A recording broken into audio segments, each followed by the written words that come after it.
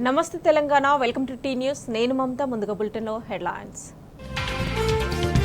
విరుచుకుపడిన వాన ముంచెత్తిన వరద రికార్డు వర్షాలతో రాష్ట్రం అతలాకుతలం మున్నేరు మహా ఉగ్ర రూపంతో ఖమ్మం విలవిల నీట మునిగిన పలు కాలనీలు లోతట్టు ప్రాంతాలు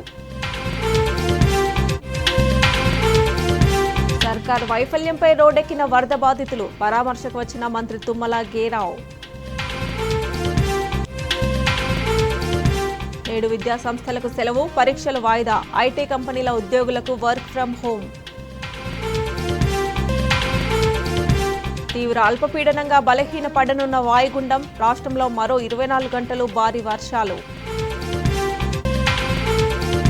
వరదల సమయంలో ప్రభుత్వం విఫలమైందన్న కేటీఆర్ మృతుల కుటుంబాలకు 25 లక్షలు ఇవ్వాలన్న హరీష్ రావు